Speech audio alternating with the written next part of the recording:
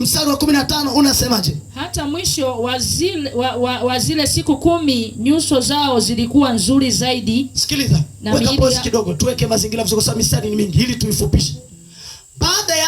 Baada ya hao vijana kukataa, Danieli alipokataa, akamwambia yule mkuu ambaye alikuwa amepewa kuwasimamia, akamwambia kuwa tunaomba kwa sababu unaogopa kwamba tusipokula mfalme amekuambia. Kumbuka, sikiliza, sababu iliyosababisha hawa vijana mfalme kuambia wakakae mezani pake wale ni kwa sababu aliwaona wana akili. Unajua wafalme wana waganga wao, wana wachawi wao ambao wasaidia kujua mambo ya rohoni. Kwa hiyo huyu Nebukadneza aliweza kujua wamebeba nini wakina Danieli, na target ya miungu ilikuwa ni kuharibu kile ambacho wakina Danieli wamebeba.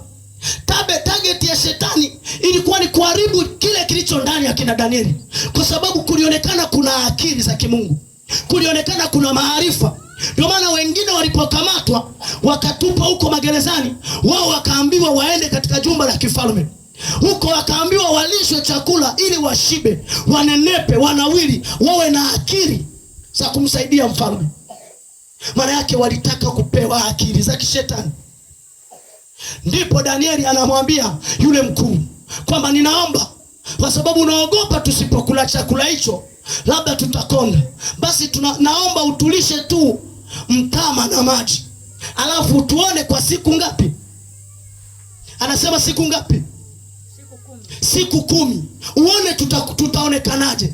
Biblia inasema walipopewa maji na mtama wakala. Angalia, ungekuwa wewe leo, unaona pale kuna kuku, unaona pale kuna bata, unaona pale kuna kitimoto, alafu kuna wali, kuna maharage, kuna pizza, kuna matakataka yote unayojua yako pale, alafu wewe unaomba maji na mtama. Unaweza ukajiuliza hawa vijana walikuwaje? Walikuwa wana njaa kweli? Lakini walijua. Ni kwa nini? Kwa sababu walikuwa na akili za Mungu. Ndio nikasema unaweza kuwa mwombaji lakini siku moja ukanaswa kwenye chakula. Hamjaona kuna watu walikuwa wanaomba, wanaweza kufunga, lakini baada ya siku wamealikwa na muumini mwenzao kwenye familia, wakapewa chakula, tayari automatically wakaibiwa roho ya maombi. Ndio maana unaona walikuwa wanaweza kukesha, wakeshi tena, walikuwa wanaweza kufunga, wafungi tena. Walipokula chakula kile tayari wakati wa unajisi.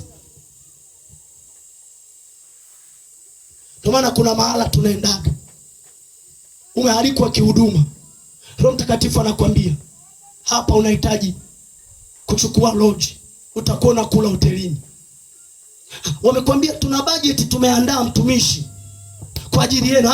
Nashukuru kwa sababu nimekuja na budget, sio mbaya tu nikawa natumia lodge. Kuna watu wanasema watumishi hawa sio watumishi wa Mungu. Si tuna roho wa Mungu, na roho wa Mungu ndiye anayetusaidia. Yesu alisema mtakula vitu vya kufisha na hamtakufa. Lakini vile vile Yesu alisema iweni na busara kama nyoka, iweni wajanja, iweni na akili. Busara ni akili. Ndio kuna mahala umeambiwa utakula, lakini kuna mahala Roho Mtakatifu atakwambia hapana. Bwana atusaidie sana. Ndio maana Yesu akasema atakuja roho wa kweli, yeye atawafundisha yote, atawasaidia yote, hata yale mafumbo ya rohoni yeye atayafumbua. Kuna mambo unahitaji akili za kimungu. Sio kila kitu utatumia akili zako.